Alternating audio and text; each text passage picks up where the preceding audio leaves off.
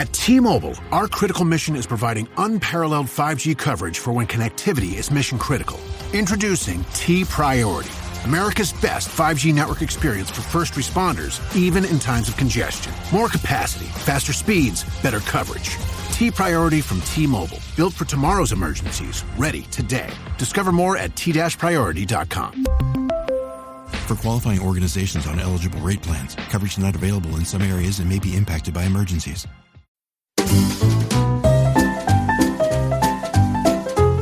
You're listening to the Animation Addicts podcast with the Rotoscopers, episode 124, The Angry Birds movie, Genitor.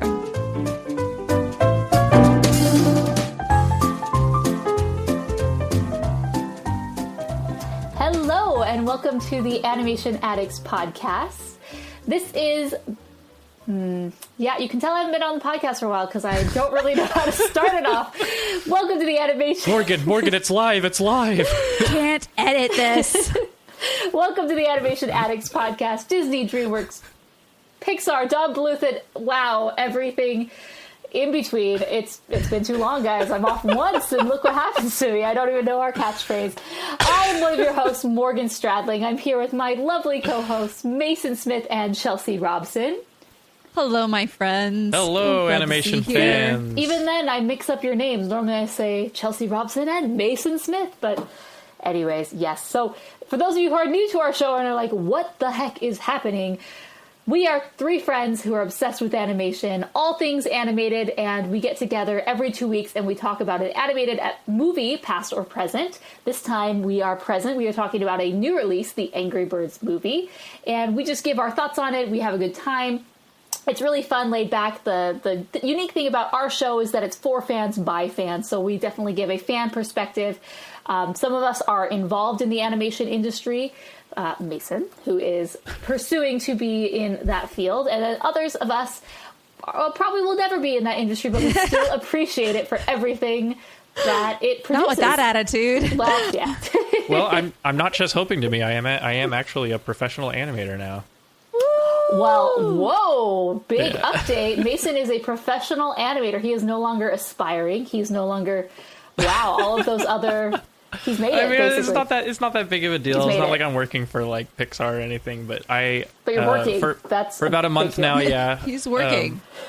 As of a month ago, I've been working as a consultant for rigging and animation at a game company in town that makes educational computer games, and I am in charge of all the animation for the characters, and so it's not a huge deal, but yeah, I guess technically I am a professional animator now, and it just sort of happened. So I am proud of my metamorphosis, and I hope you have become a beautiful butterfly. A beautiful butterfly. Oh, Mason From butterfly. up here, you all look like tiny ants. Oh, on the next Rotocast, Mason, you need to draw yourself turning into a Heimlich. A beautiful butterfly. Yes. Yeah. Well, hopefully, I'm sure it'll lead to big, to even cooler things. But yeah, it is a really cool job, and I'm glad to have it. But yeah, I do a little animating. Well, cool news on my side is.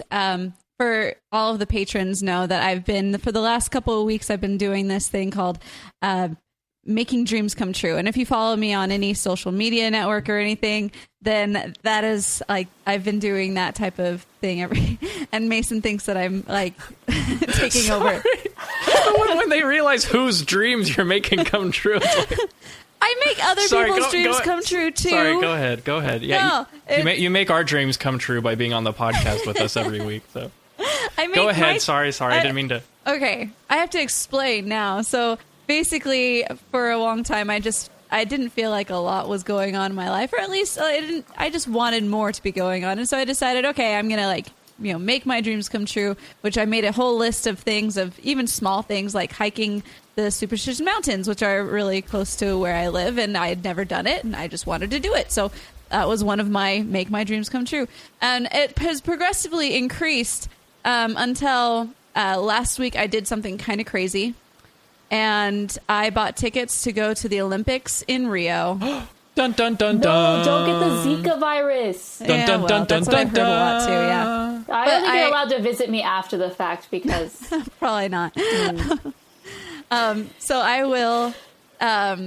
will be going down to Brazil, and I'll be spending 6 weeks there. And so I'll be traveling from multiple cities, and stay tuned to my website to be able to see, and also join my email list, and you'll be able to be updated on all of those areas that I'm going to go to, because I am going to be doing several shows along my trip as well. So if you happen to be in Brazil and you want to see me, this is a good chance that you have. So I'm probably going to do For about one time only, Chelsea is coming back to her mother country of Brazil.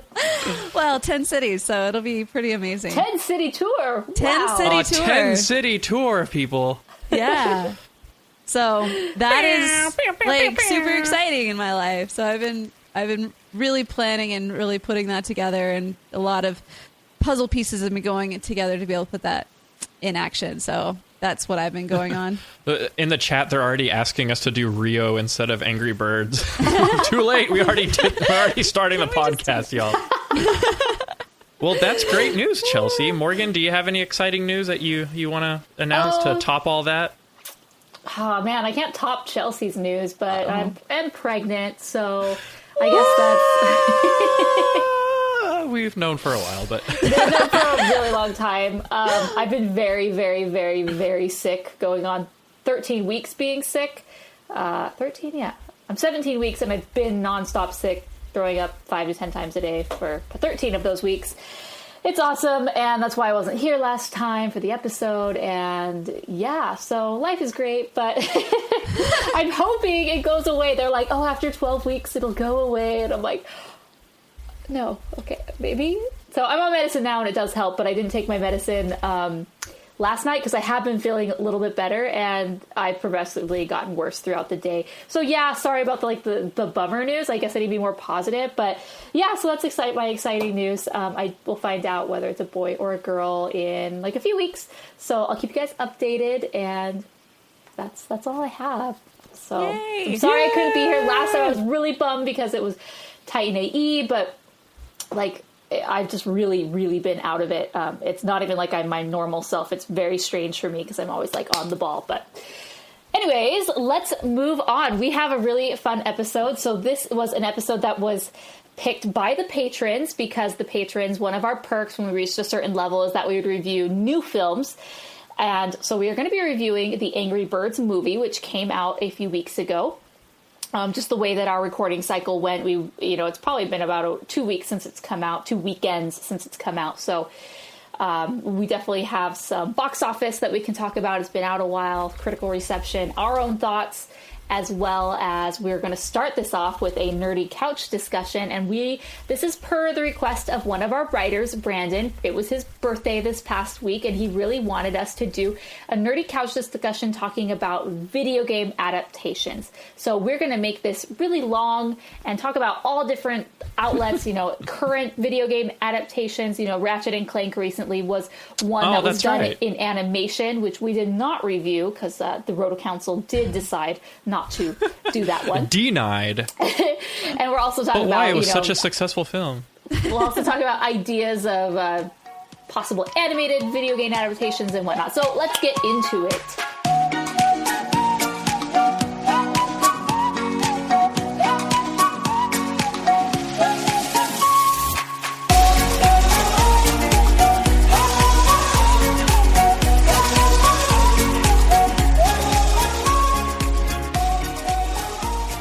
Video game adaptations. Okay, so one of the first video game animated adaptations, like shows or films that I ever watched was Sonic the Hedgehog. He actually had a cartoon. This episode is brought to you by Prime Video. In the small town of Holland, Michigan, nothing is ever what it seems. Behind the tulip festivals and pretty houses lay dark secrets that threaten to tear a marriage apart. Nicole Kidman stars in this darkly twisted thriller about a wife and mother whose quest to uncover her husband's secrets may get her more than she bargained for. Holland, streaming on Prime Video March 27th. I did watch that cartoon growing up. He had like a cool one and like a lame one, and I can't remember which was which. I think Sonic is lame regardless, but worst fandom ever. But I did remember watching that, and my dad used to call me Masonic the Hedge Boy, so that was one of my kooky nicknames. I did watch that show. I specifically remember about Sonic the Hedgehog was the end credits. I don't know why those stood out to me so much, but I did watch that. It seems like 90s was a great time for animation in general in TV shows because it seems like everything had an animated counterpart to it. The Pokemon had the Pokemon anime. That's right. Sonic the Hedgehog had the Sonic the Hedgehog. There was a Super Mario Brothers. The Super Mario Super Show. The Super Mario Super Show. Toasters, toast. I just remember one quote from one episode one time when Peach is like running outside and I think Luigi is running after Mario and classic. She comes out and she's like, "Don't forget your frog suit." Oh, God. What the most useless suit ever. Gotta have that Tanuki. Oh, yes. I wonder if any of our listeners remember doing the Mario swing your arms from side to side. Come on, let's go. Let's do the Mario.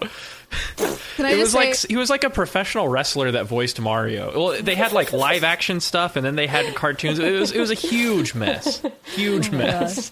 So there's a house that's like a couple miles away from my house that my friend showed me when we were younger, and just today, or not today, like last week, I was like, I need to drive by and see if this house still is there.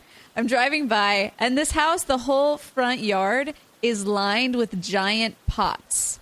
But they're like straight up pots that look exactly like the pots that you would see in Super Mario Brothers. Tubes, the pipes. The tubes, yes, the pipes. The pipes, cool. With the long thing and then the opening.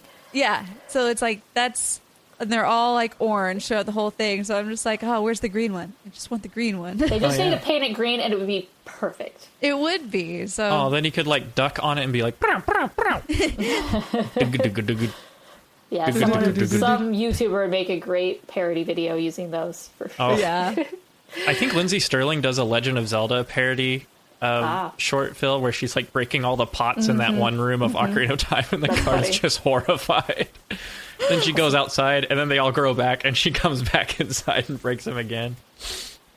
Fan favorite. Nice. Fan favorite. Speaking of Zelda, there was the Legend of Zelda cartoon, short-lived. Well, excuse me, princess. There is a montage on YouTube that's just all the times that Link says that in the show. It's about 2 minutes worth of just, well, excuse me, princess. My husband has never even watched this cartoon, but because I quote that all the time, he quotes that to me all the time whenever I bet he does all the time. Out of line or whatnot. And so I get the excuse me, princess line a lot. Probably the best thing to come out of that series was that line. So thank you. That's pretty great. That's a pretty, again, for another 80s adaptation. So specifically Zelda, do you think there were talks that Netflix was going to start doing a Zelda show. Is that going to be live action, or is it going to be CG? That was a false rumor. Oh, okay. Good. Here's something I made a video about it, and so did a whole bunch of other people, and it was like, nope, fake out. This is just fake. Oh. But Mason's actually a fan of that not happening. Has anyone ever... y'all have heard this a million times, but there can never be a Zelda cartoon. Never. Link doesn't talk. The end. Anyway. I am in the camp of more Zelda is great. So Morgan wants it to happen. Yes, I'm on the opposite side. I don't care if he talks. I take your own spin on it. Great, sure, fine. For the games, he can't talk, right? Because that's the shtick, is that he doesn't talk in the games. But hey, excuse me, princess, that's a great line. I'd love to hear more of that from Link. Okay, so I personally think Legend of Zelda, while like an animated movie, I just think there's too much to pack in there to really make a. I mean, of course, you can make it work, but I feel like it's better as more of an ongoing series, whether it's live action or animated. I think would be great. I personally am a fan of, yes, bring it on. I would like to see this. Please do it. But Mason, not so much. All right. So speaking of Pokemon, I hardly ever watched the original show, but I ate up Pokemon Origins, like that was freaking dope. Like I it was an only anime, watched the original show. anime based on the show, based on the game, and it was very like game centric, and I really liked it for that. I think if they, apparently they're making a Pokemon live action movie come out. I hope they make it more like the games instead of the anime with Ash and Brock and all that nonsense.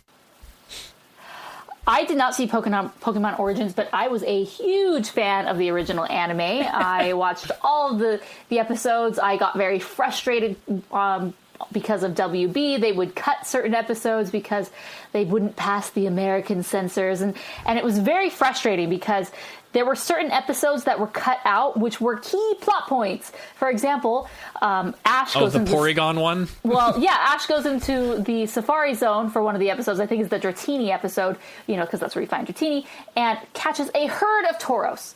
And this whole episode was completely caught or cut, and no one ever saw it. And then next thing you know, he has this herd of Tauros in all future episodes. Like, of course, if you were a fan, you knew that, okay, that comes from the cut episode, blah, blah, blah. But it also very frustrated me because I think through the first couple series, he was able to see every single Pokemon.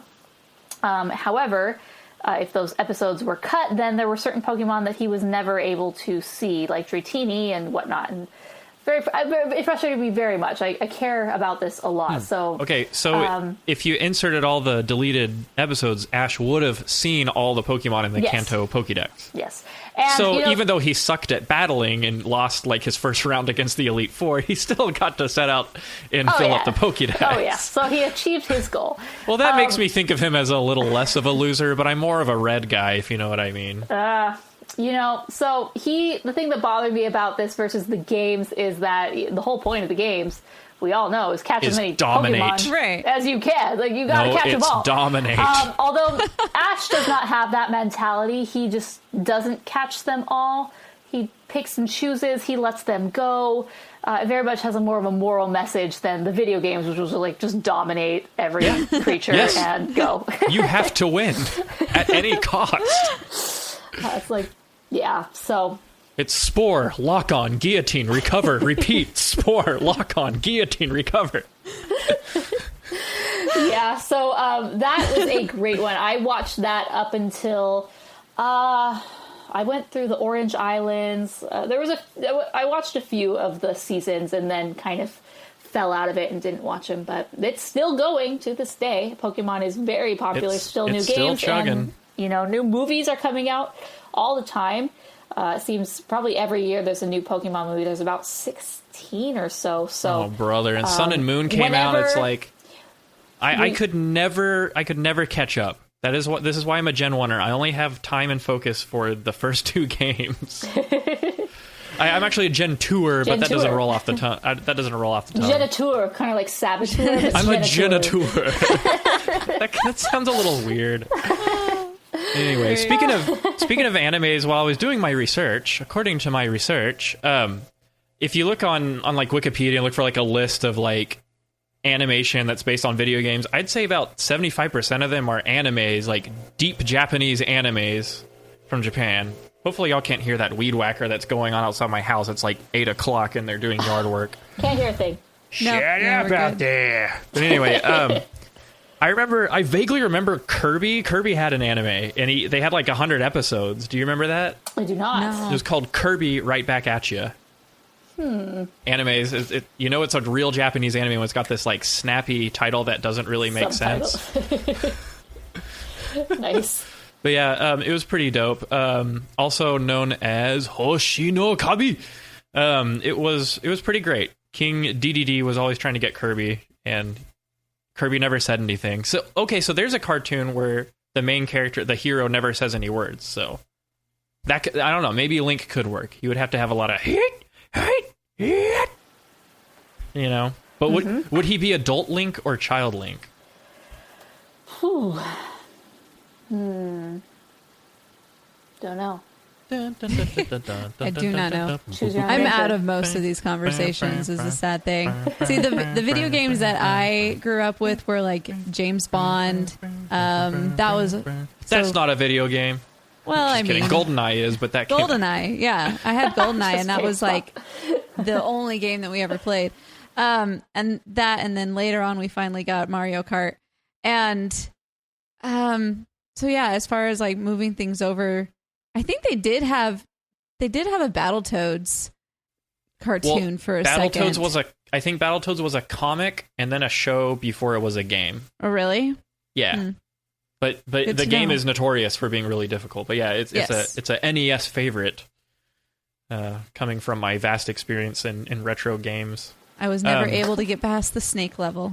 You know, I'm sort of a Final Fantasy fan. Like, I don't keep up with the new Final Fantasy titles because I think they're just ridiculously convoluted. So no, I'm not much of a Final Fantasy fan, but I do like a couple of titles. Mainly like 6, 4, and 7, I guess. And I loved Advent Children. That one was based off of the story, picking up where Final Fantasy 7 left off. And I think it's pretty well animated for back when it came out. I think it came out in like 2005 or something like that. And I even bought like the collector's edition version, and I was real into it. And then one of the very first and most important CG films was, in fact, a Final Fantasy game. It was called Final Fantasy: The Spirits Within. And it wasn't like a spin-off or based on any existing Final Fantasy game. I guess it was just based on that lore. But it was known for really striving for photorealistic motion capture animation and surfacing and stuff. And if you looked at it now, I think now it would hold up to like an in-engine cutscene for like a modern video game. Like the visuals have definitely aged, but if you're going to study animation, you got to know about The Spirits Within, because it is a kind of a milestone in the history of animation. Mm-hmm. And then if you're hardcore like me, there were a couple of amazing Dead Space animated films that were really good. And then Overwatch. Have you and Chelsea heard about Overwatch? I've never heard that. Okay. Working in a video game company, of course I know about Overwatch.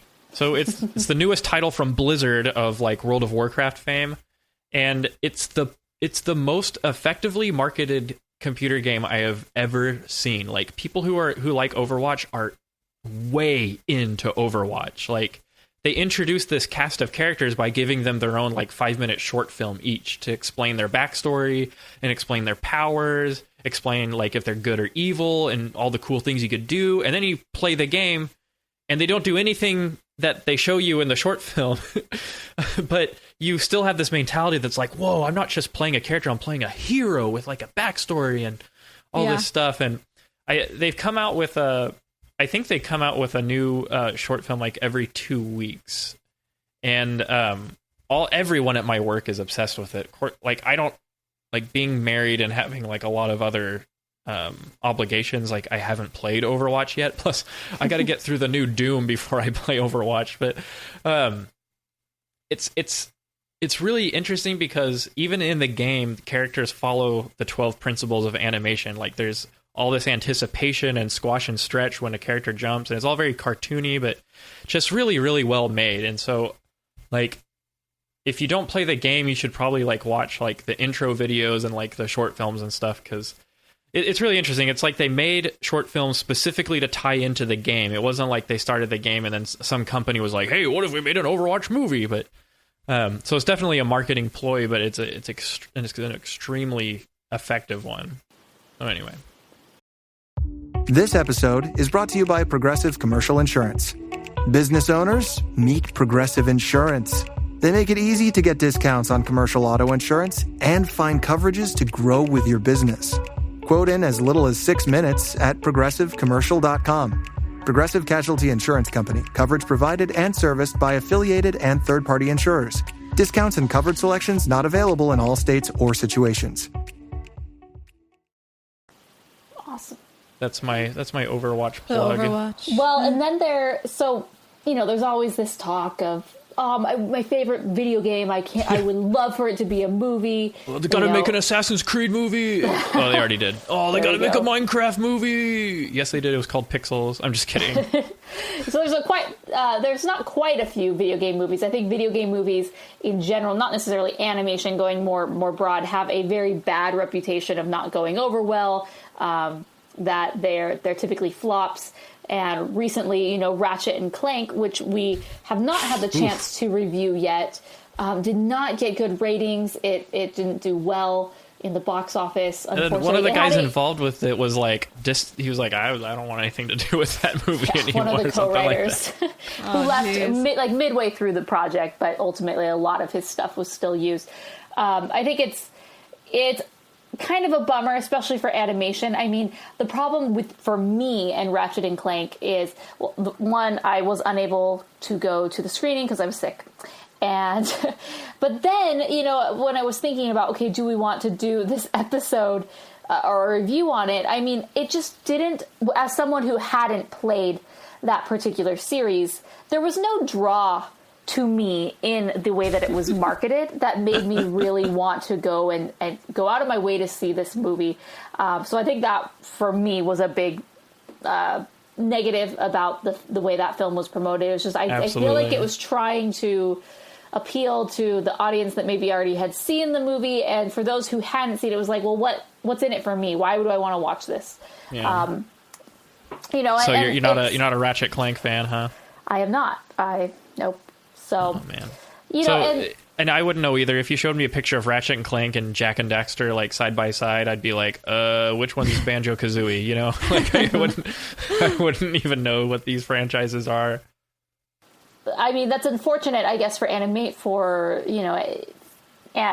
films. Video games turned animated films, right? Because this one didn't do well. It's going to set precedents for future ones. There's, other ones that have been made. Spirits Within, I think, is kind of a very prominent one. It was this big, high profile, and it was a flop. But do you think? So, is it like a for fans thing? Like, do you think they're just like cashing in on popularity with the fans, or do you think there's actually been attempts to make a universally beloved video game movie, animated film? Oh, it's definitely getting into the fans, I think. I just don't feel like there has been. All the stuff that's animated, like, we're not even talking about live action. We could open up a whole different can of worms with that. Worms Armageddon would be a great game to make into a movie. But anyway, I really think the animated ones, specifically the animated ones, they just, there's still the stigma that they're like kids stuff, animation. And I feel like that's more for the fans. Like, if you don't understand what happened in Final Fantasy VII, like, and you watch Advent Children, you'd be like, what? And I think a lot of it relies on like the lore. You have to know the lore, and you have to know what characters are doing which, because maybe they don't have time to explain the lore, or maybe the game didn't have a lore to begin with. Mm-hmm. Yeah. Well, kind of tying that into the Angry Birds movie, this was a incredibly, incredibly popular video game. And it's just funny because we've mostly been talking about video games that are console games. Mm-hmm. And this is a video game that is a mobile game, and it took over the world probably about 4 years ago, reached its peak, right? Everyone had played it. It reached, 3 stars on all their levels or whatnot. Someone said, "Hey, let's turn that into a movie, right? Let's expand this." And I'm sitting here thinking, okay, was that made for the fans of the franchise, or was it just made for more commercial appeal? I think at this point, everyone has heard of Angry Birds. Well, not everyone had heard about Ratchet and Clank, so it was able to appeal to a bigger audience that way. However, we'll talk about it as we get into our review. But it really just feels like attempting to cash in on the popularity and the craze that was Angry Birds. And the sad thing about Angry Birds is that it's not even popular anymore. I know there's some people who still play it, but most people had already played it, beat it, completed it, didn't continue to buy future iterations of the games. And you would go into different stores and you'd see Angry Birds pillows, and you'd see Angry Birds shirts, and Angry Birds was everywhere. And I feel that significantly has died down over the past few years. You still see it, definitely, but not to the extent that it was just like everything between 2010 to 2012. 2009, 2009 is when this whole thing started, this whole Angry Birds phenomenon. Forget the Angry Birds movie, they need to make a Flappy Bird movie. All he's trying to do is get through the pipes, and it's really hard. Anyway, okay, so there is one animated film about based on video games Ooh, I know that we with this. haven't talked about in that. I'm gonna wreck it. Yeah. Wreck-It Ralph. And But Wreck-It is Ralph it? But is it a great. game based on a video? Is it a movie No. based on a video game? Like it's so much different. It's based on video game concepts. Like, obviously, it's more or less a Donkey Kong type. But they couldn't get the rights, or they didn't want to get the rights, and they wanted to create their own characters, which you could market and sell and, market. Make more money. Yes, lots and lots of money without having to pay those filthy rights. That is a successful video game movie to me, because It wasn't about any particular video game. It was about a world of video games, and they made their own conflict, made their own characters, and everyone else was kind of like a cameo or a supporting character. And I think there's gold in that. Like, I think it was yourmoviesucks.org, which is one of my favorite YouTube channels. He explains that, like, there will never be a good video game live action adaptation because, like, no studio believes that a filmmaker can stay true to the game, like 100% true to the game and the lore and the characters without changing anything and still make a good movie. So there's, or they don't care and they're like, yeah, we'll sign away the rights to this game. Who cares? And some dumb director makes something horrible. There has been but one exception in my mind for a truly faithful video game adaptation live action film, but it was live action. So we are yet to see. You can't leave us hanging. Yeah, what was it? Silent Hill. Like, y'all don't want to see that. It's really spooky. But anyway, having played Silent Hill, I was like, that is exactly how the game is. But anyway, but we don't get lucky like that at all. Like 90% of the time, we don't get lucky. They have to invent new things or make new arcs or change characters up. And it's just a mess. But Wreck-It Ralph, like, stands alone. Because it's Disney and it's got like that golden Disney touch, to it. But that turns everything to clinkety clink gold. I think it was the Rich Moore aspect on that one. Just me. Oh yeah.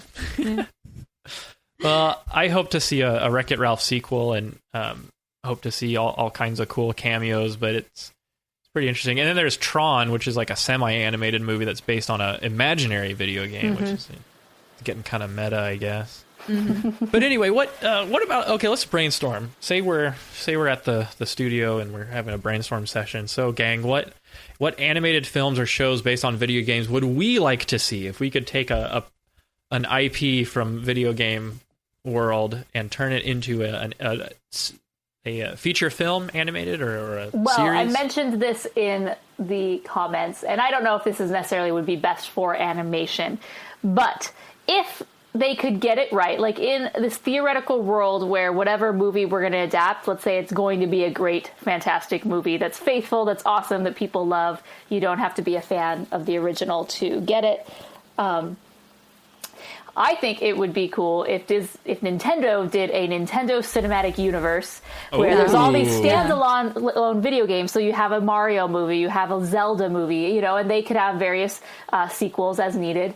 You have a Donkey Kong movie, and then there's the ultimate culmination with a Super Smash Brothers movie, and all of your favorites get together and duke it out. I would totally be okay with this. Oh, a Super Smash Brothers movie. Yeah. So, but animation, I don't know if animation necessarily is the best format. I mean, it'd be awesome. It'd be super awesome because we're already used to these characters in animated form, more or less. When we try to convert them to the real world, they kind of can get funky. So, yeah, why not animation? But, you know me, I'm all for Legend of Zelda. Give me more Zelda. Whether it's live action, animated, or it's a TV series in either of those mediums, just give it to me. I want it. I will watch it. I will pay you money all day long. So I will pay you money. That'd be cool. So, I have an idea for a cartoon series. They should make not a Mario cartoon series, but a Wario cartoon series with him and Waluigi. Yeah, and it would be great because he's such a nasty character. It would be like Ed, Edd and Eddy, but with Nintendo, and you know how a lot of animation, like on Cartoon Network, like I'm thinking like Adventure Time and like stuff like that. Like it's kind of that like rando like super like semi creepy and just like outrageous type of comedy where like all kinds of weird random things happen. Like I really think that Wario would fit in a universe like that, and so that would be my pitch. I think he'd do pretty well. Plus he has speaking lines, you know, and then like Mario and Luigi could be like cameos, but they'd be like losers that he always like outwits or something like that. I'd like to see something like that. Rides around on his motorcycle, you know, eats a lot of fried food. Esther in the chat says Kingdom Hearts movie. Oh, that's too meta. Like it's like a movie based on a game that's based off of movies. Disney characters. Yeah, that'd be really hard. Stick to the games. There's just something about games that has like puts you in control of them. Plus, their length is a lot longer than a movie, to where just some stuff you can appreciate more. Like I would never expect anyone to make a Metal Gear Solid movie, animated film, or anything like that because those games last like 14 hours. But anyway. Some other comments are Metroid movie, hands down. Okay. Metroid would be sweet. That'd be cool. Have you seen some of the fan movies of Metroid? No. They're really good. There's like one that came out like last year, I think. It was really, really good. Really well done. So do you think there should be a Mr. Game & Watch animated film. Game and Watch. Talk about obscurity. Oh, there should be an Earthbound show. Earthbound would be so trippy. Earthworm Jim? Earthworm Jim would be cool. Well, Earthworm Jim was a TV show first. I was know, it though? I'm joking. Earth made me remember that. I should make a movie out of 1080 snowboarding. Yeah. 360 melon. They're just doing sweet Tony tricks Hawk. Yeah, the whole exactly. time. Madden. Oh, there should be a Madden TV series.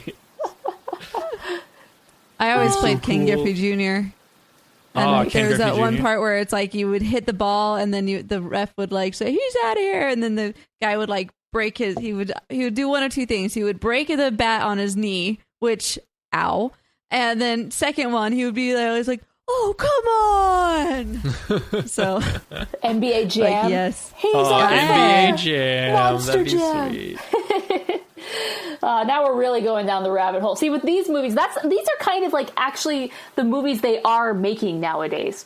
You know, where it's like a very, very obscure premise. I'm trying to think of one recently that it falls into this category, but it's like, okay, Madden, it's a video game everyone loves. We're going to make a Madden movie, and it's not really going to be much about Madden. It's just going to, we're going to take the name and then, make a movie and hire some actors and make it work. Well, that's not very articulate. No.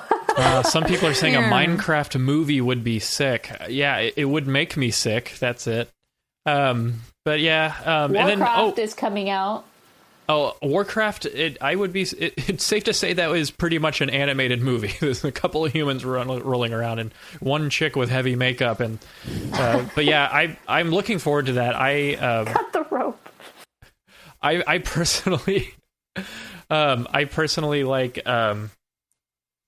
I played a lot of Warcraft 2, so I know a little bit about like the actual lore of Warcraft, and it's interesting, But I think a lot of fans are going to be disappointed because the movie will have next to nothing to do with World of Warcraft, correct? I do not know. I have steered clear of all things Warcraft because... a StarCraft movie would be awesome. A lot of the guys would just waste their lives away playing Warcraft, Dota, all these sorts of games. Dota. They're just losers, and they just miss their classes, and they'd play these games all the time, and it fed me up. And so I said, I'm never getting involved with that, because everyone I know who played that, it was just like such a suck. They just spent their whole life playing that game. So such a suck. I have a very negative perception of that. So as a result, I did not get involved or understand the lore of Warcraft. There was only one game that I've ever legitimately been addicted to, and it probably will surprise most everybody. No. Snake? That'd be awesome. No. It just keeps getting bigger every time it hits food. What do? We make it eat itself. No. It was... Dang it, I forgot the name of it now. Oh, it Oregon was some Trail. I could totally see them making an Oregon Trail game. See, that's that'd be great. Like Someone must die of dysentery in that movie. Sure, we'll cock the wagon and float it. Nah, ford that river, Jed. It's only 2 feet. No, it says 2 meters. Oh no! Anyway, Amazing. I volunteer as an extra in that movie. I would like to see that movie. Yes. So Plants versus Zombies might work. I'm thinking Oregon Trail is our best bet at this point in time. Oregon Trail, all right. I could do an Oregon Trail movie. Because it's so diverse where it's like anything could happen. So, and nobody really just throw some plot point on there about wanting to go to Oregon and get some characters and cast some Hollywood good lookers and you're good. Oh. So, anyways. Yes, so we could go on and on and on. Any last thoughts about this topic of video games? I mean, it's turned into just a more broad discussion, not necessarily tied to animation, but yeah, video games are pretty much scripted animation. So, but yeah, definitely. I think Oregon Trail would probably be our best bet. Amazon Trail is pretty cool, but I like Oregon Trail a little better. They don't make you feel guilty for killing animals in that one. It's true. And I totally played both of those. Yeah. Well, Minesweeper the movie. Okay, this number says that there are 3 mines around us. It could be in any of these 8 cardinal directions. This one. That reminds me of. You should have looked at the adjacent tile. It said there was one next to it. Scorched Earth, the movie. Scorched Earth. That basically is all the big, shoot 'em up movie. Not shoot 'em up movies, Blitzkrieg the movie. Yeah. Well, they tried making a Doom movie and it was terrible. I think if they made a Quake movie, that would be amazing. Hey, it's Haley Steinfeld. When everything requires your attention, it can be tough to figure out what to prioritize. But I'm here to talk to you about something that you should always put first, your breast health. In fact, if you're 40 and over, you should be getting screened once a year. And if you're under 40, it's never too soon to visit yourattentionplease.com to learn about your breast cancer risk. So go on, pay the girls some attention and take the time to find out your breast cancer risk at yourattentionplease.com. Trust me, your future self will thank you. But yeah, we'll see. We'll see. Times.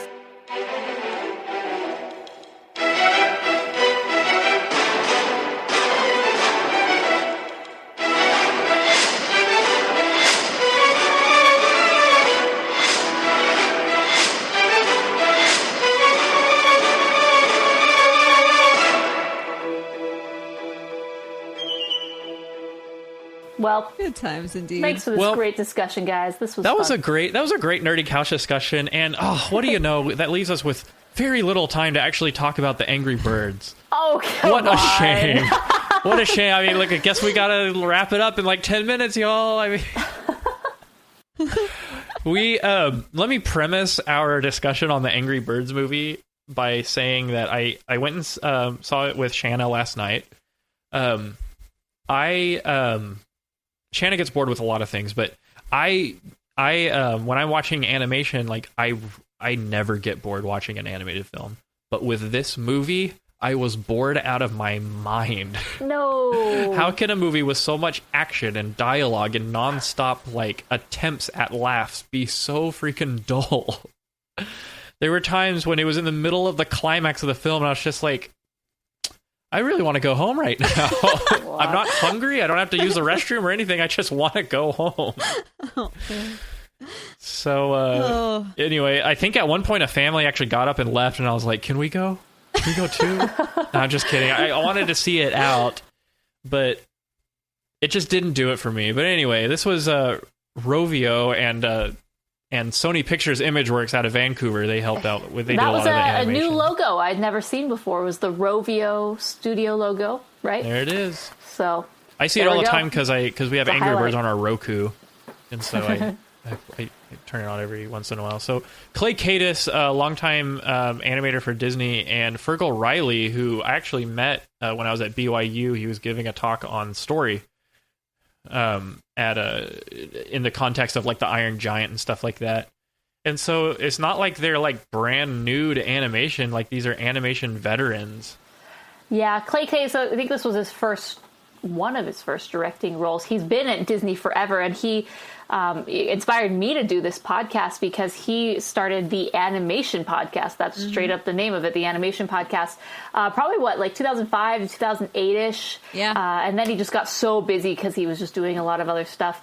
If I believe so, I haven't looked this up, but from what I remember about the podcast is he initially started on Pocahontas as kind of, in-betweener and whatnot, and got into the industry that way. But the Animation Podcast, if you've not checked it out, the archives are still there. And since he did work at Disney, he has such great access to these legends. And so he interviews them. Legends. And you get to hear just really, really in-depth behind the scenes with some of these great animators. So I'm grateful for that podcast.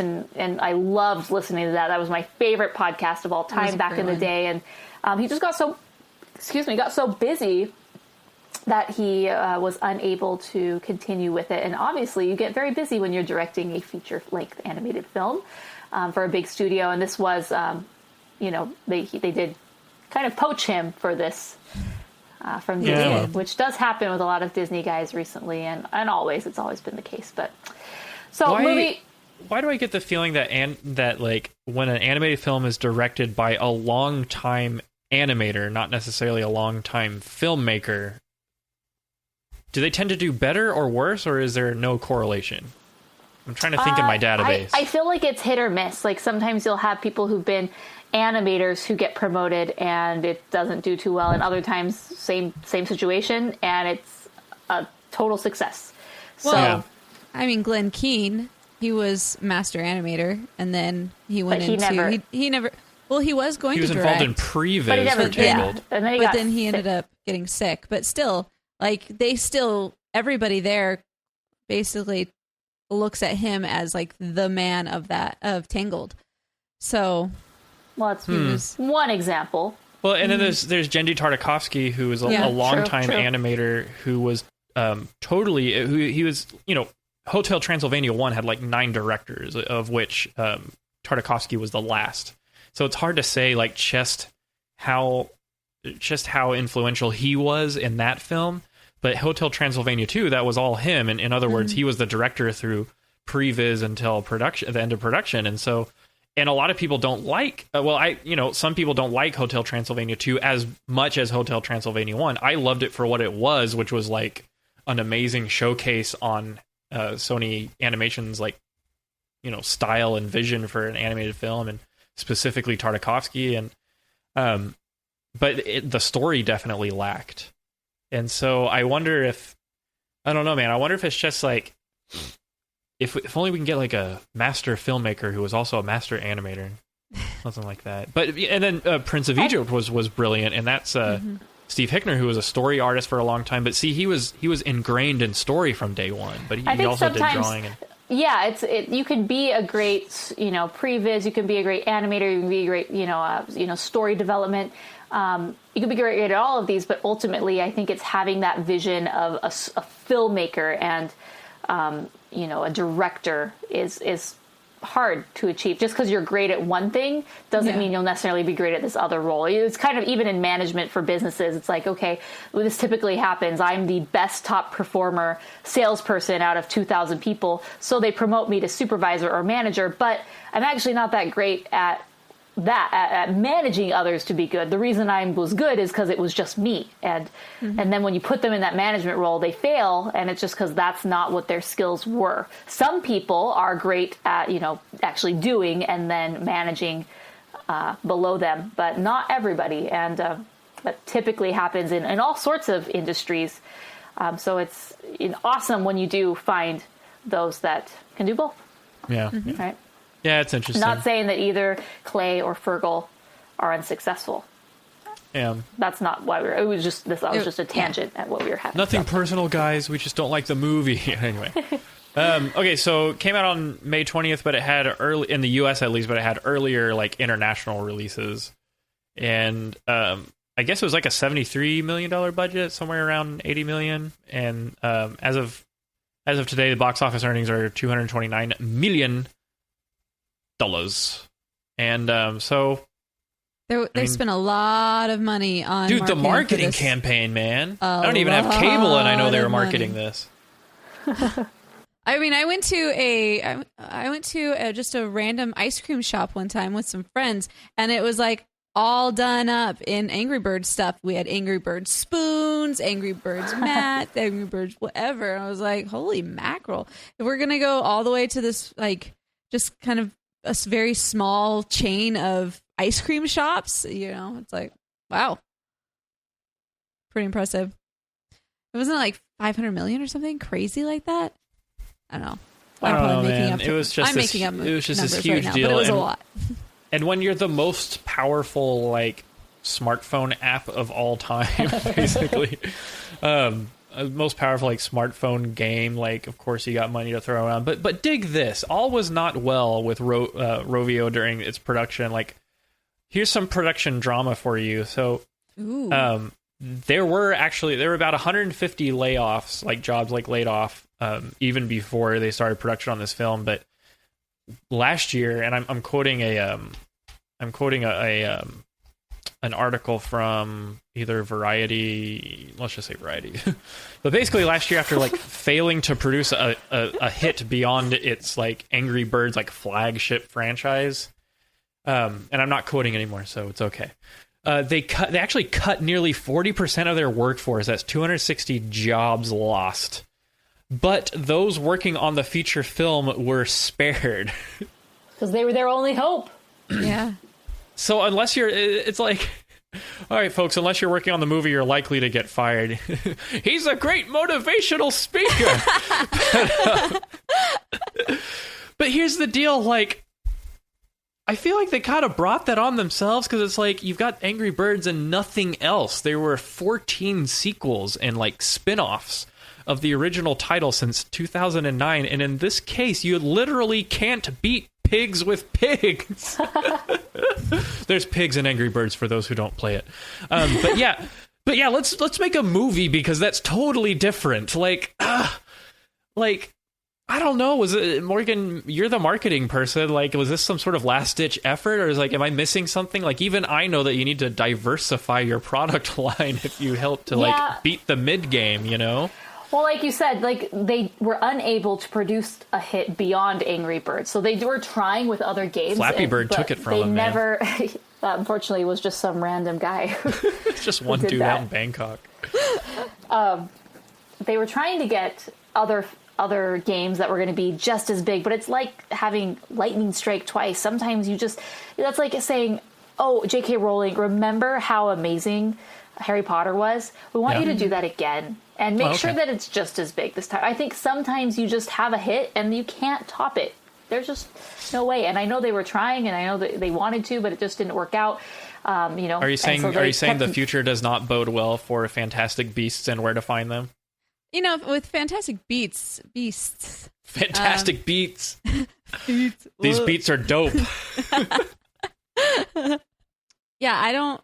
With that one, I'm not sure how that one will go.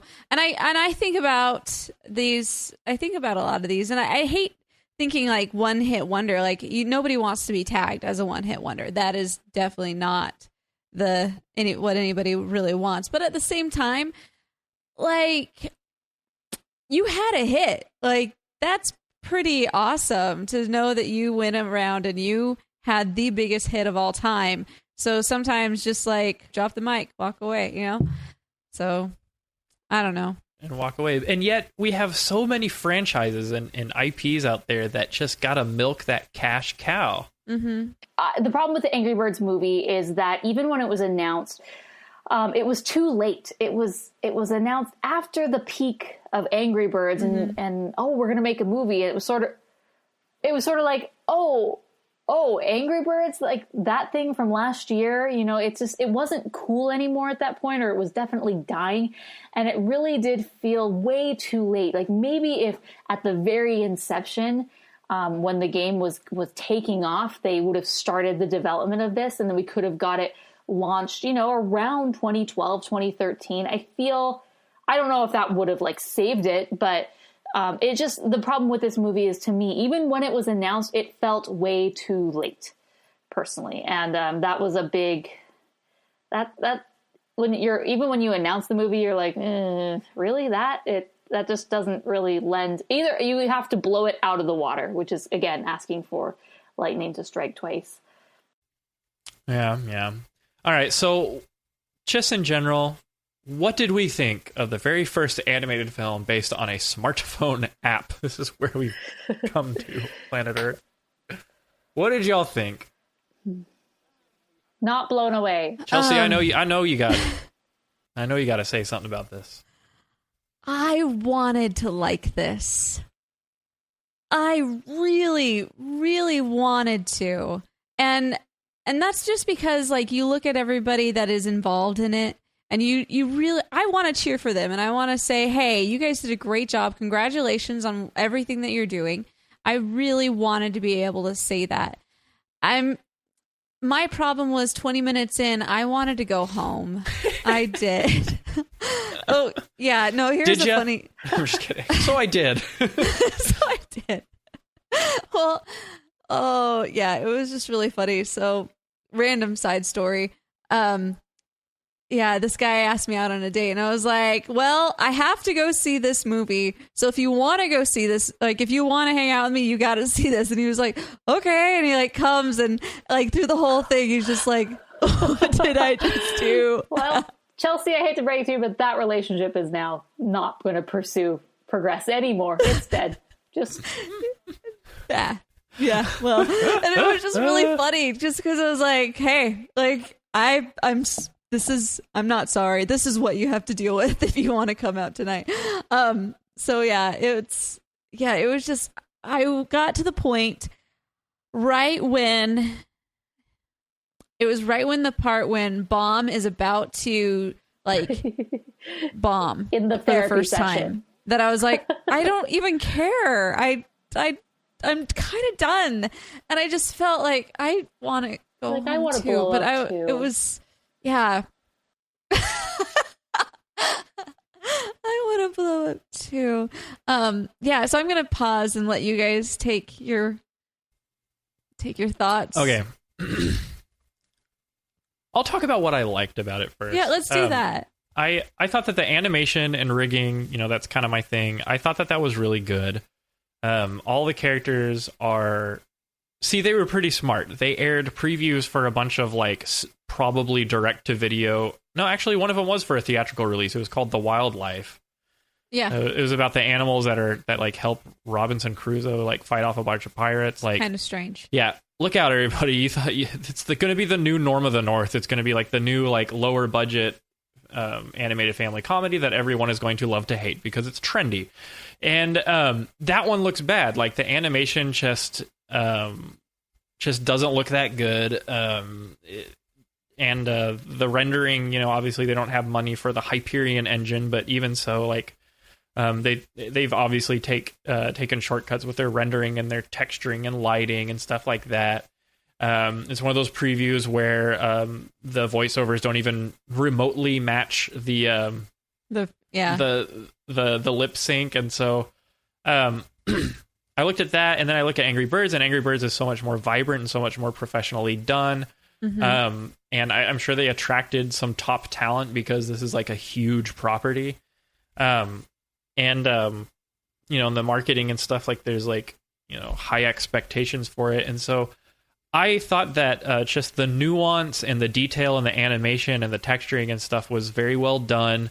Everybody moves in these beautiful arcs. It's very everybody moves very well. It's very cartoony. There's enough squash and stretch. So much squash and stretch. Actually, these characters are, like, made out of gummy characters. But the gummy Angry Birds movie. But I thought that was good. But like Chelsea said, I barely survived through this movie. There was just no energy in it, despite it being the characters being so hyper. Yeah, the pigs had a very grotesque energy to them. Like, there were a few Magic Mike moments that I wish I could unsee in that film, but yes, apparently that's how everybody sees red people from the South. So music was we're all cowboy fairly strippers. well done. There was a lot more country in this than I thought there would be. Oh, there was a country song in the middle of it. The pig song was actually not that bad. The pig song and and I'm pretty positive that was Blake Shelton on there. I haven't looked it up just to make sure. You obviously know Blake Shelton more than I do. And then after that, at the end, there was another one as well. And so I was like, there's quite a bit of country in this. I did not expect that. But I felt like the music was good. There were moments where I was like, oh, this sounds fun. But that was it. Morgan, do you have any? Yeah. Yeah. And then, okay, so what did you think of the cast? This is certifiably a star-studded cast. Yes. We've got Jason Sudeikis. We've got Josh freaking Gad. We've got Hannibal Buress. We've got one of the guys from Key and Peele. I think the Key from Key and Peele is in it. I think who's Peter Dinklage is in it. Who am I missing? Forgive me, everyone, while I bring up the cast list on IMDb. No, but seriously, it was, and that was one of the things that struck me as I'm watching this. Is like there's a lot of good actors in this, but I felt like I don't know. I felt like the whole flow of the movie didn't go. Like there was a lot of start and stop, just in the vibe that came with the voices. You feel because they were celebrities that they distracted you from because you knew they were celebrities? No, it wasn't that. It wasn't the fact that they were celebrities or anything like that. I felt like the actual performances were not cohesive. Danny McBride, Maya Rudolph. I like how Maya Rudolph is in every animated film. Like, she must have a time turner. That's how she does it. Some conspiracy theorist out there, possibly me, is going to, like, you know, you're going to see me in my room and I'm going to have all the yarn that's connecting the dots to, like, pictures of Maya Rudolph and all that stuff. The conspiracy is all there. There's no way she could have been recording the lines for this animated film because she was actually recording the animated lines at the exact same time for this animated film. It's a perfect crime. She's got a clone. Confirmed Hollywood is making clones. All is lost. Danny McBride is in it. Him. Oh, Bill Hader. Sean Penn is in it. What? He didn't even speak. He was Terrence. He was the dude. He was the giant one, the bird, you know, the big cranky ones from the game. I don't know, man.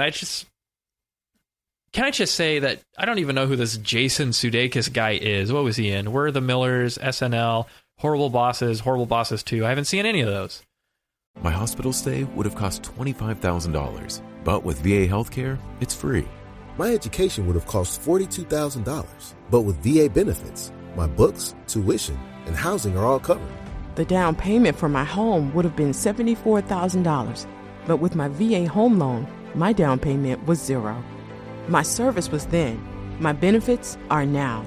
Get what you earned. Visit choose.va.gov. Not all veterans are eligible for the type or amount of benefits mentioned here.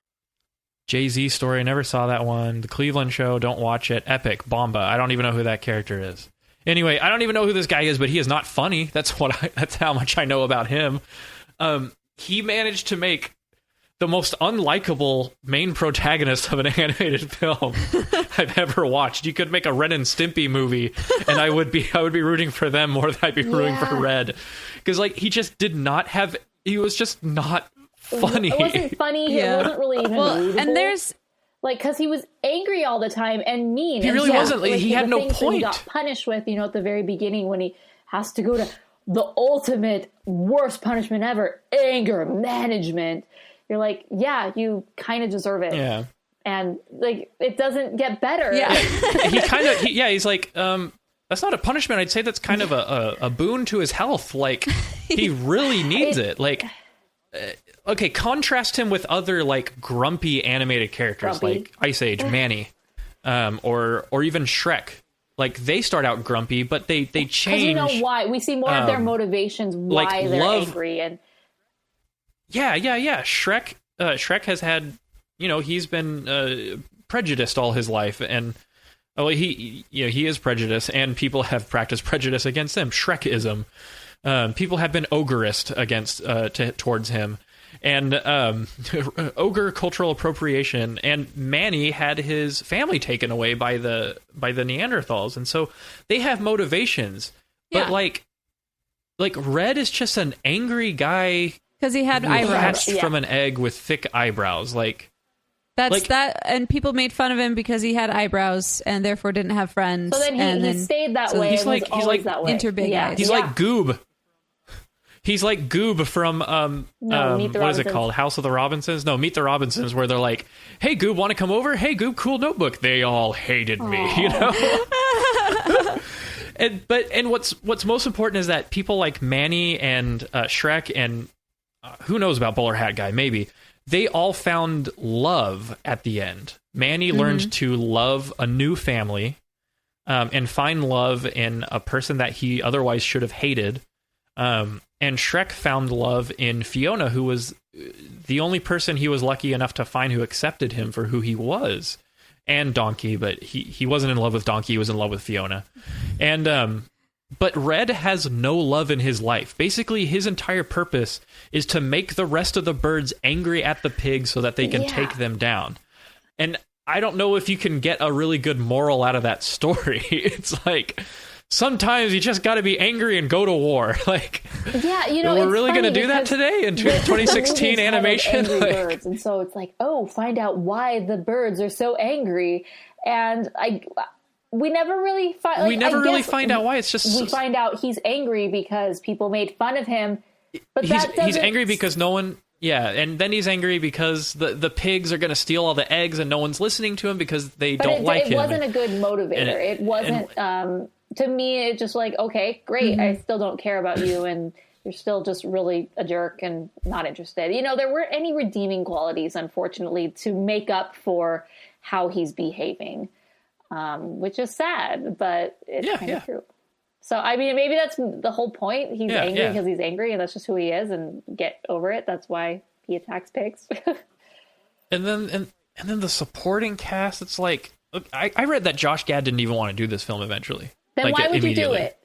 I read that he didn't want to because this is Hollywood. Because I deals heard have to that be made. He didn't want to do it because favors. He didn't want to be repeating his whole experience. Not the experience. He didn't want to be just another Olaf. But what was he in the Angry Birds? Just a yellow Olaf, slightly faster.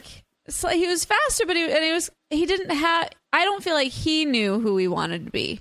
He wanted to be so far away from Olaf that he was still doing him, but not. He wanted to be so far away from Olaf that he did a 360 and then ended right back up at Olaf.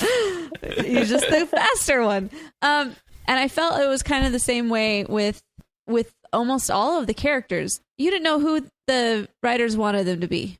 Even the townspeople. The townspeople, I didn't know. Like, they were just the dumb town birds. They are pretty dumb. Like, all the birds in this movie are pretty dumb, with the except for vegan Red. Maybe that's why he feels so angry at everyone, because he's the only one who's like thinking independently. Right. And I think, and then at the end, it was just funny at the very end when they like bring his house into the whole culture and everything, and it's like, oh, great, now he's part of them. But I'm thinking, I would rather be on the beach. I would rather have my beachfront property. Yeah. Slightly. I like my land. I like my land. I would like to be able to fart in my house and not have my neighbors hear it. But anyway, he's okay. But that's the thing. Like, he was so mentally not with this crowd, and yet he wants to be in the crowd, but he doesn't fit. And he doesn't fit, and he knows he doesn't fit, yet he's trying to still fit no matter what. Yeah. And I didn't like that.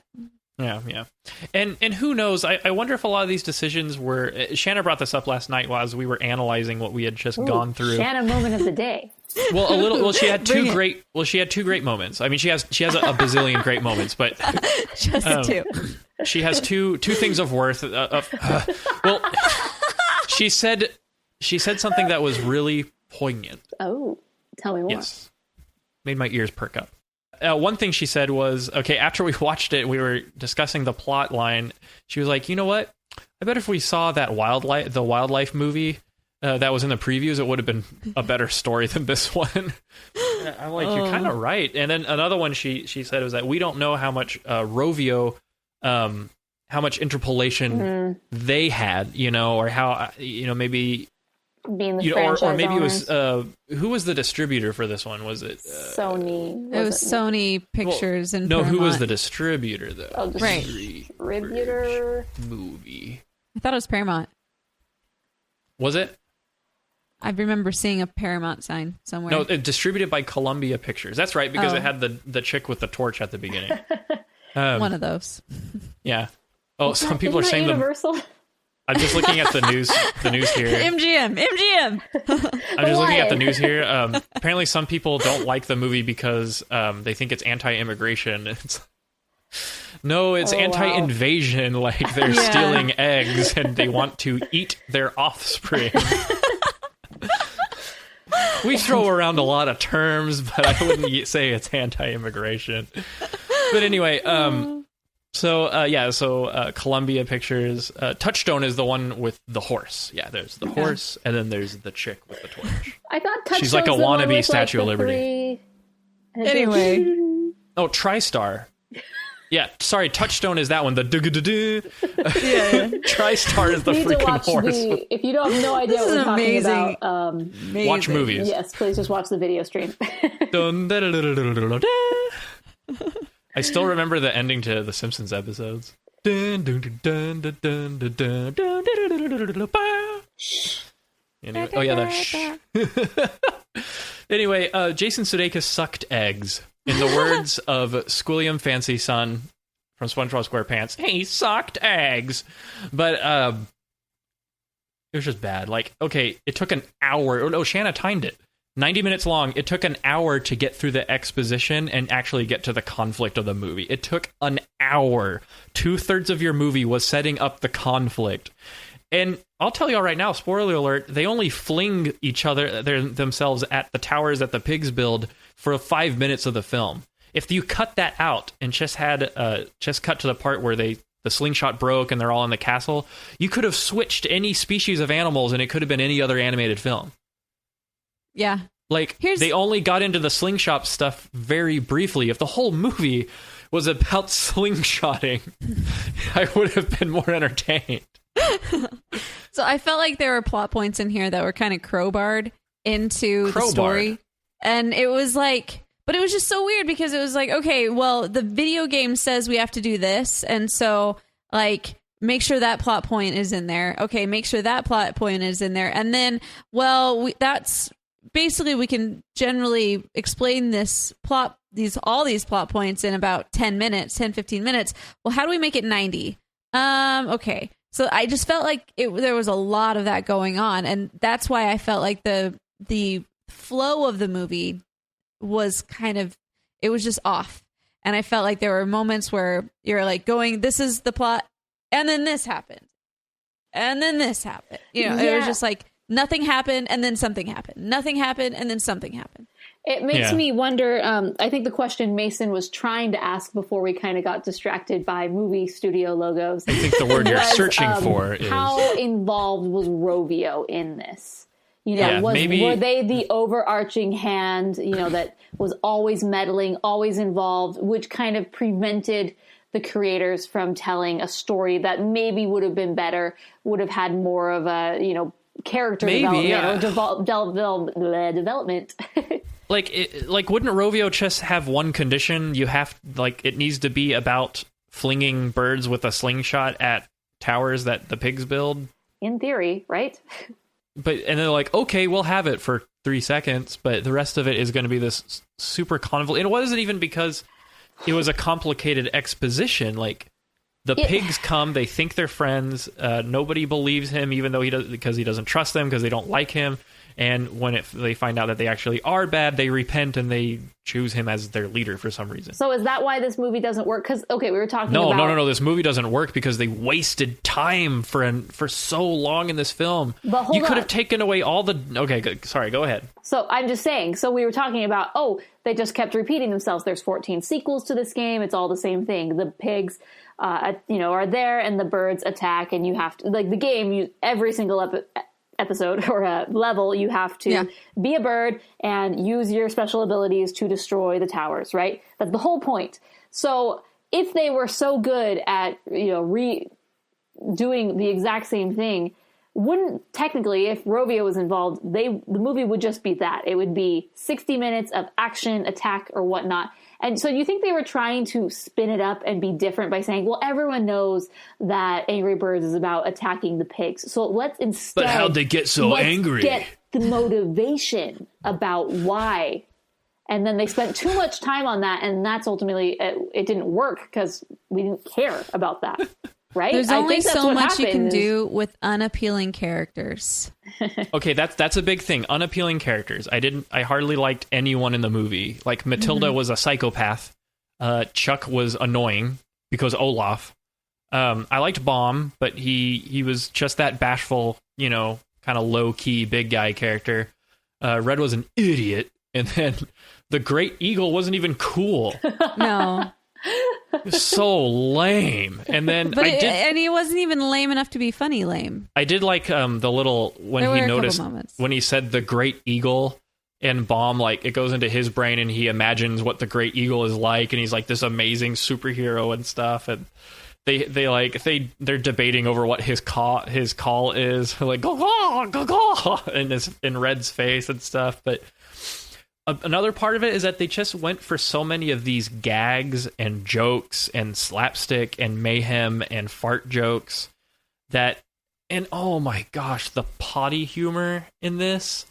Okay, the scene where the Great Eagle is like peeing in the Lake of Wisdom for like 5 minutes, that is straight out of Norm of the North. Like, guys, you took a page out of Norm of the North, for crying out loud. Like, you need to fire that writer.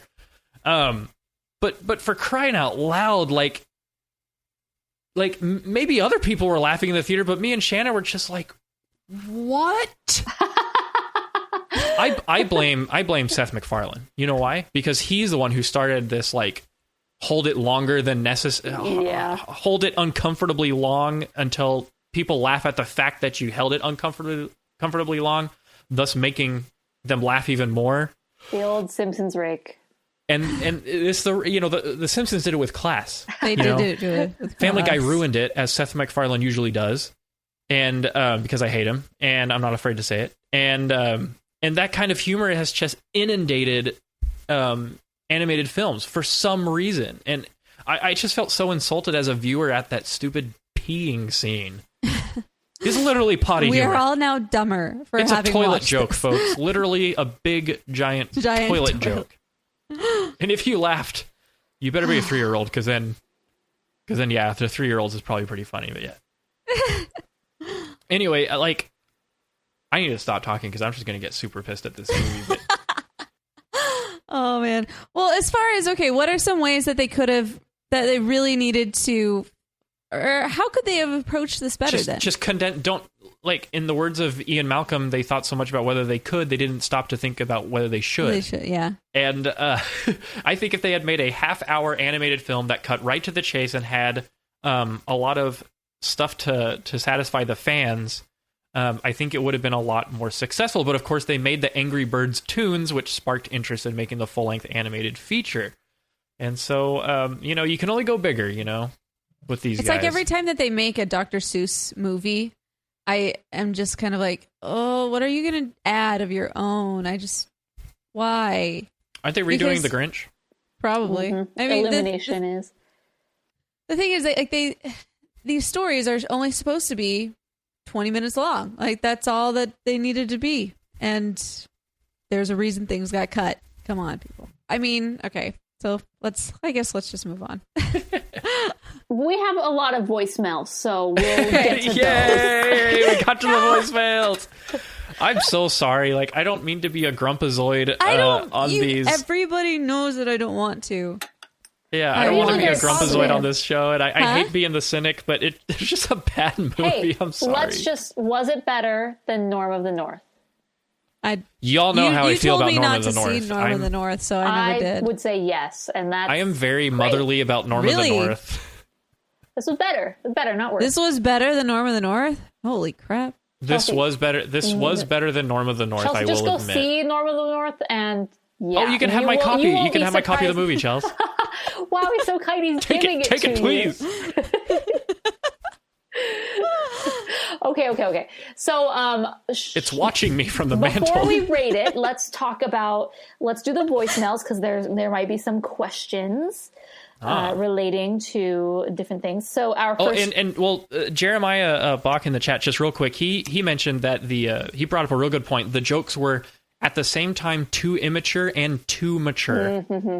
And he says it's really not that quite appropriate even for a kid. There's so many unclever sex jokes and stuff beyond the.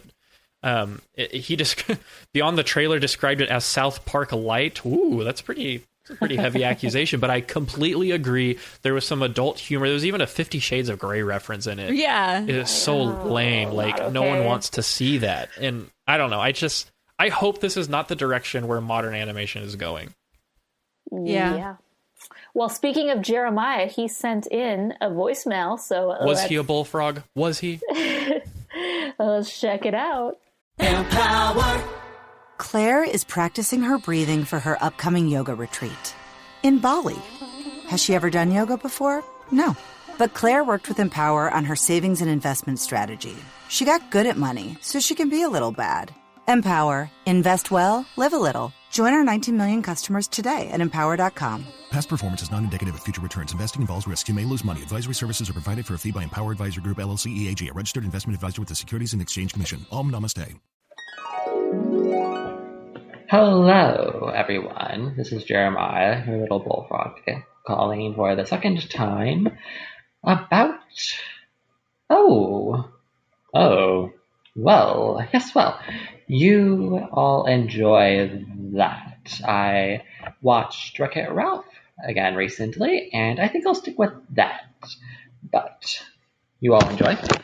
I think I'll take this opportunity instead to talk about how fantastic you all are, because you really have given me so many fun little things that sparkle up my life a bit. For instance, that I naturally have to call all Studio Ghibli Studio Jiggling every once in a while. And I also occasionally listen to you with my sister. She's grown quite fond of you, and you introduced us to the Thief and the Cobbler. Or, I told her you absolutely have to hear this podcast. It's such a fascinating, sad story. And then we had to watch The Cobbler Recobbled, and she was just wowed by the artistry. And then we had to watch even the terrible Miramax version a zillion times. And yes, just thank you so much for our lovely times.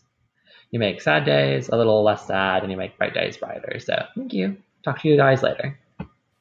Oh, Jeremiah, thank you so much. We are so happy that we get to sparkle up your day, as you said. And, I love doing this show so much. You guys I don't consider y'all fans as much as friends. And so we love the connection we have in the chat and stuff. Like, we love yucking it up with y'all. And, we love it. Love it. It really is just like a party in the chat, and it's like everyone's invited. So I really enjoy this, and you guys, it's a fun time. Studio Jiggling, that's right. That was a good one. That was a great one. Yes, that was a good one. We get a lot of callbacks and fan letters about that episode, but that was a fun one. But yeah. All right, next voicemail is from Melissa. Melissa, huh? Hey, Rotoscopers, it's Melissa leaving my review for the Angry Birds movie. I was a little hesitant when I heard that this movie was coming out, like, really? They're making a movie of this? But I was actually pleasantly surprised. I thought that the movie was really funny. I thought the voice cast was great, and the animation looked wonderful. I hope that we get to see more from Rovio Animation. I'm excited to see what they do next. Again, I thought the humor was really great in this movie, lots of cool puns, and I thought it was really funny how the birds couldn't fly, and that was like an assumed and known thing that birds can't fly. The only thing I didn't really like about this movie were the pigs. I thought they were a little unappealing. We didn't really get to know them. Honestly, if the whole movie was just on Bird Island, I would have been perfectly fine with that. Again, the pigs, everything about them was a little weird. But other than that, I thought the movie was great. I can't wait to hear your thoughts. Thank you for all you do. Bye. I'm glad she liked it. Well, about the pigs, I think that I don't know. The less I know about them, the better, in my opinion, because like you don't ever want to get into that like if you're gonna have a villain, make them a villain. Like don't be sympathetic towards them. You know, like don't make this tragic backstory Maleficent that makes you like pity them and change your view of them and takes away from the power of the fact that they're a villain in the first place. So that's just my opinion on the pigs. We do know quite a lot about them. They are industrial. They are technologically advanced. They are greedy and hungry, and they're all Southern, I guess. I don't know. Awesome. Okay, next one is from Rachel. Hi, Rotoscopers. Hi. So I had the chance to see Angry Birds, and I didn't really like it very much. I thought the animation was pretty good, but other than that, I felt like it had too much sort of tawdry humor that I didn't really like, and I felt like the messaging was very strange. I thought that I was expecting it to be sort of a Grinch type story with the character learning to be kind and learning to not be angry, but instead they sort of combined anger with confidence, and they made it seem like the Never characters a good combination. that weren't angry were sort of stupid and gullible, and whereas like Red, he's angry and he's somehow smarter and he kind of figures things out. So that was really odd messaging for a film aimed at kids. I thought that was strange, and I thought the music was really overbearing and loud and just kind of obnoxious, distracting, and the musical sequences like the hoedown went on so long that I just grew tired of them, and I don't know, I didn't like it. I didn't think it was very good. So hopefully you guys like it better than I did. Well, I'm curious what you'll think. So thanks. Oh, thank you so much. Now you know. Yeah. Well, here it is. You know, I like your point that you made. Okay, for one, let's not get off track with the whole like. Okay, you boil it down to its main ingredients. It's about standing up to bullies. It's about standing up to fighting for justice and freedom and all that stuff. But at the same time, Red's motivation and based on Red's personal like story arc, you're right. He basically combined his anger with newfound confidence, and you boil that all together, and you get a bona fide Sith Lord. Like anger and confidence equals Sith Lord, and that's pretty much it. Like, you're right. There needed to be a moment where he had a change of heart, but then you wouldn't have angry birds, would you? Maybe they just get angry when... Would ya? But then maybe they just get angry when they get invaded, I don't know. Okay, next one. We have two more and that are talking about Angry Birds specifically, and then we have one question. So, Ryan, you are up. Hello, Rotoscopers. Ryan Pareto here with my voicemail for the Angry Birds review. Upon Chelsea's request to go support animation, I went out to the theater, and you know what? I do not regret my purchase. It was actually a pretty fun movie. Brought my baby sister who wanted to come see it. Well, she's not a baby, she's a toddler. Well, it's a 6-year-old. Who knows? Science can never tell us what a toddler is. But I enjoyed myself. She explained to me the vast Angry Birds lore. Pigs take the eggs. Birds try to get them back. Which actually, now that I think about it, 2/3 of the movie went by before they actually got the eggs. And there was a lot, I don't know if it was a lot of lowbrow humor, but I think it was up until this is one of those movies that those last 10-15 minutes really justify all the time you invested, because that final scene was, I'm discounting the rest of the movie, because I think the entirety of the movie gets a 3-star, if not a 2.5 for me. But that final scene, 5 out of 5. It was all the potential that was in the concept of making an Angry Birds movie was in those final 15 minutes with that amazing scene. But like I said, right now, as a whole, 3 stars. Sister liked it. Thank you guys. Have a great day. Thanks, Brian. I'm so glad that you had that I something to can't add? even remember. Something about a gigantic explosion. Well, the big pot falls on top of him, and then the giant on Red, and it explodes. shields him from the deafening explosion. And then did you guys? I did end up watching the continuation during the we left credits. during the credits. We left. Yeah, well, they did have like the 3 little birds that he saved, and they like have their superpower of like. Yep, that's from the game. I assumed. All right, 2 more voicemails. So first one is Sarah. Hi, Sarah. Hello, Rotoscopers. It's me, Sarah, again, and I'm here to leave a voicemail for Angry Birds podcast. I've not seen them this year, I'm not gonna lie. But I finally watched Titan AE, and it was what it was. I wasn't really wild about it. The special effects and scenery were really good, but the plot and characters, they were kind of hokey. Sorry, Mason, this is not one of those Don Bluth movies I will be watching over and over and over.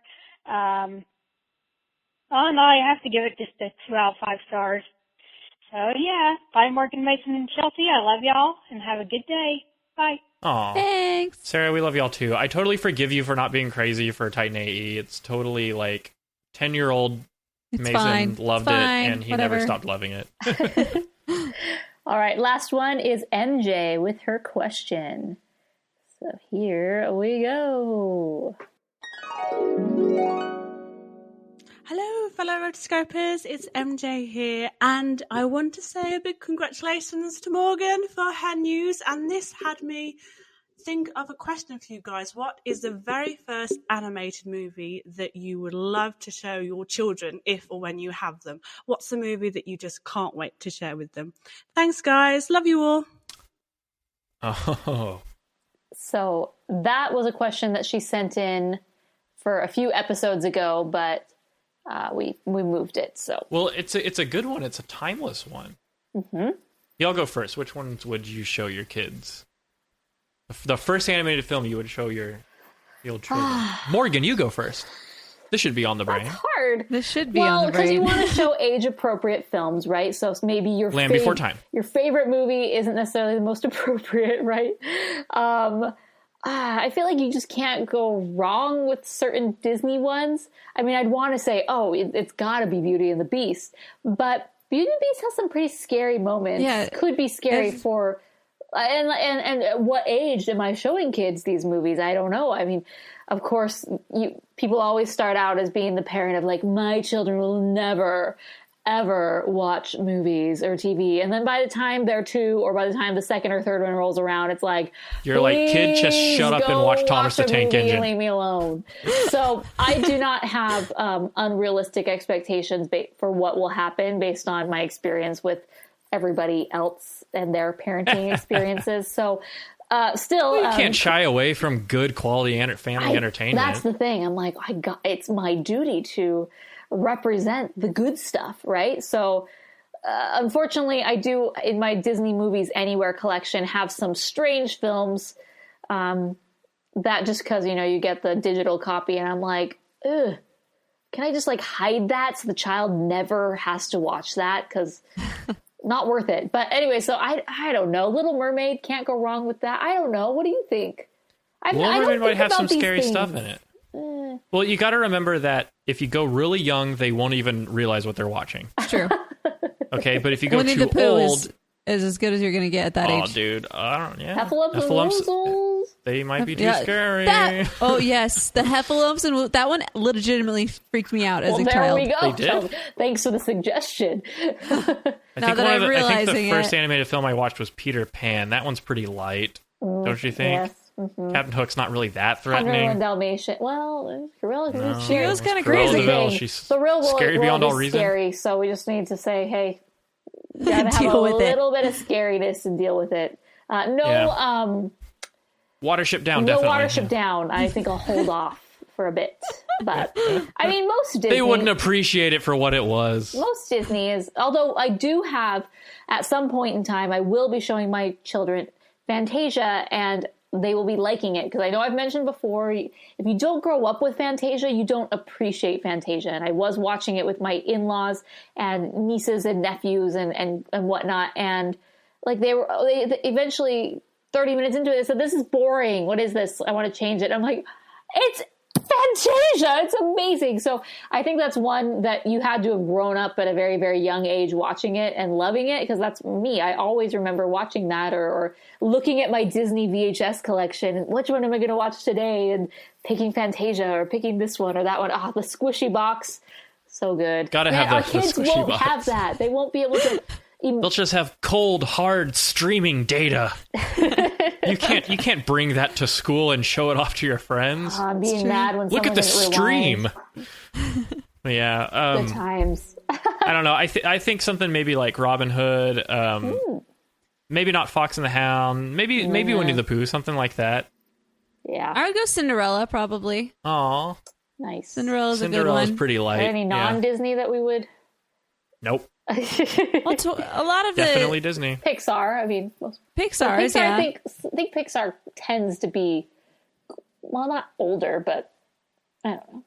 Toy Story. Every kid loves Toy Story. Up would be a cute one for a young kid. Cars for boys. And girls. Yeah, Cars is awesome. I mean, not saying girls. Only because can't like I saw some hate in the chat. I would totally make my kids watch Rockadoodle all the time. Rockadoodle. You would. So, all right. Well, let's wrap it up, folks. So before we go, we need to rate the movie. And what would you rate this film? 2 stars, people. I rarely vote. I rarely rate one so low, but 2 stars, man. I was literally bored during this film, and I am never bored like watching animated films. So something went wrong here. I also give 2 stars. It was hard. It was a struggle, and the struggle was real. And I'm really glad though that there are those people that enjoyed it, and I really want them to be really loud, because that's awesome. Somebody needs to pat somebody on the back saying they did a good job, because you put a lot of effort into something. You want it to be good, and I wanted it to be good as well, but it just wasn't my cup of tea. How about that? How politically correct can I go? I will, yes, 2 stars. Done. Got it.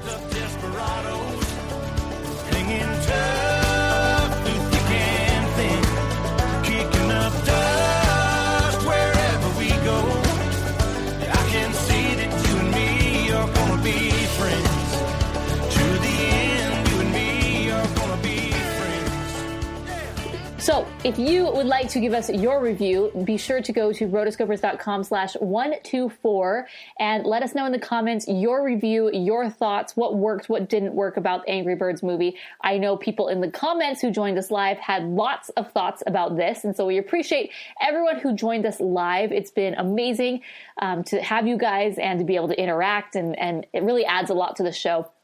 So thank you. Next one is going to be Song of the Sea, which is very, very highly requested. A lot of people have been wanting us to do this for a long time, followed by Finding Dory. So make sure to see those 2 films, Finding Dory, when it comes out. Go support it in theaters. Also, Angry Birds movie, if you have not seen it, go support it in theaters as well. And Song of the Sea. I will include links on the bottom of rotoscopers.com where you can rent it if you have not seen it through iTunes and then Amazon. So check that out. And if you would like to support the show, we have various ways. You can support us on shopping on Amazon, rotoscopers.com/Amazon. You can also support us by being a patron. So rotoscopers.com/patron, that's where you give a little monthly subscription or a monthly pledge to each one of us. And I think now I am behind on some of the patron perks. The stickers that I have to mail out and the cards that go along with that. I know some of you are waiting, and I'm very, very sorry. I blame it on being really, really sick and totally unmotivated. So I will get those out to you. But as far as the other perks go, we do have a monthly episode where we just have a whole lot of fun. It's really turned into this fun Q&A, and then Mason starts drawing just random requests from the patrons. And it's a great time. We will be recording our show for April. Have we decided a date? We already did that. May We're in May. This is the last day of May, but we will be recording our episode for the May Rotocast very soon. Did we decide on the date, ladies and gentlemen? We have not posted a date. We will, if you are a patron, we will decide that within the next little bit, and we will email you if you're patrons, $5 or more, you get access to that show.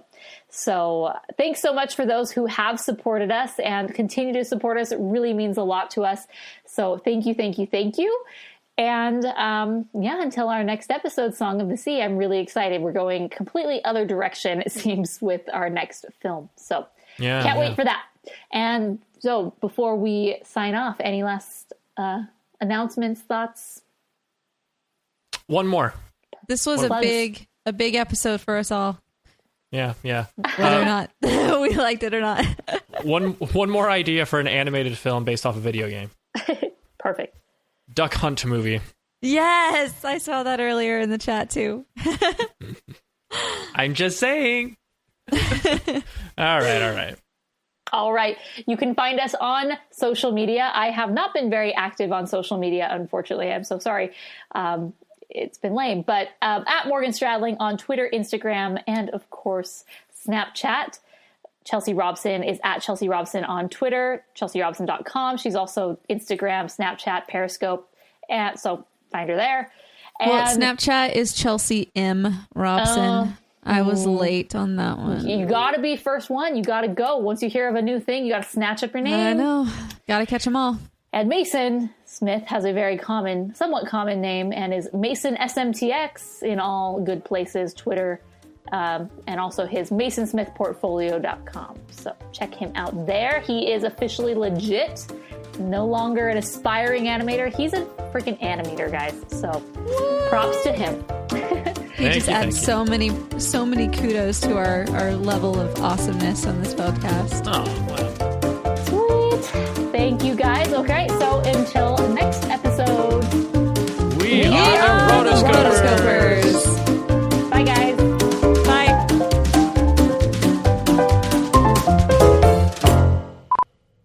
Bye. Seriously, what gets inside his life support doohickeys? What? What are they talking about? They are talking about who knows what over there. Chelsea looks very 70s with her lighting. Oh, I know. I don't know how you're like an Instagram filter.